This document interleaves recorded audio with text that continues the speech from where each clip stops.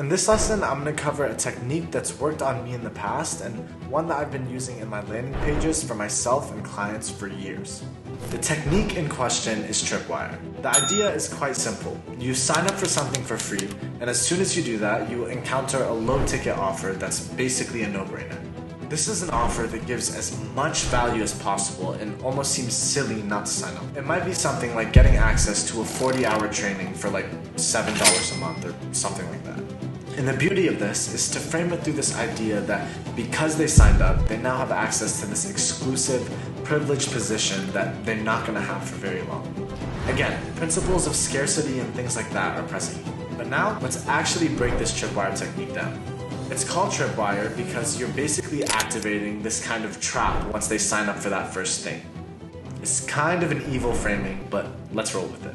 Once you activate it, they're shown an offer which really doesn't need to exist anywhere else on your site. So it can really be just a one-off thing that you show only in that scenario. It's especially helpful in situations where you have a mid to high ticket product or service, but you offer this low ticket thing in between.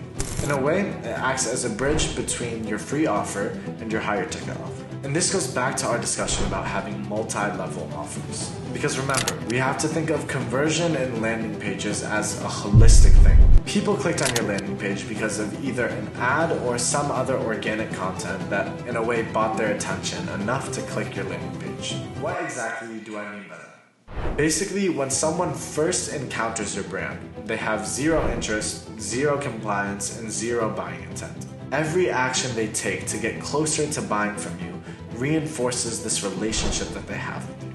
Again, if they don't know you at all, then there's also zero chance that they're going to be buying this $5,000 program from you. Now, if they've seen 10 hours of your content and have found value, that might get them to click your free guide. If they download your free guide and actually engage with it and find value, that might make them open your emails more often.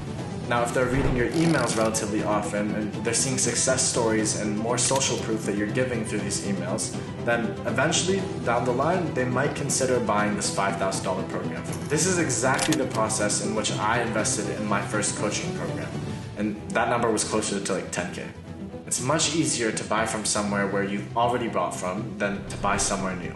This is basic buyer psychology, and this is why so much of the world is structured around making you a reoccurring customer. This is why having your card on file is so efficient in getting you to buy more, because it decreases the friction between you and the sale. And one of the steps where the biggest friction is going from not being a customer to buying that first thing. So that's why we introduce this sort of technique. They sign up for a freebie and they get this no-brainer offer. And even if it's just for a few dollars, they now become a client of ours, and our relationship has a completely different nature. They're now no longer an outsider looking in, but a paying client that has access to your exclusive content. This increases their investment into your brand and makes them much more likely to buy from you in the future. Another way to think of this is like an upsell. Upsells are some of the most efficient tactics in sales, and we'll talk about those. But basically, it's the notion of once they've bought something, selling something complementary, which is oftentimes significantly more expensive. The reason why it works is the same as what we're talking about here. The only difference here is that their first purchase, they're not paying with money, but with their contact information.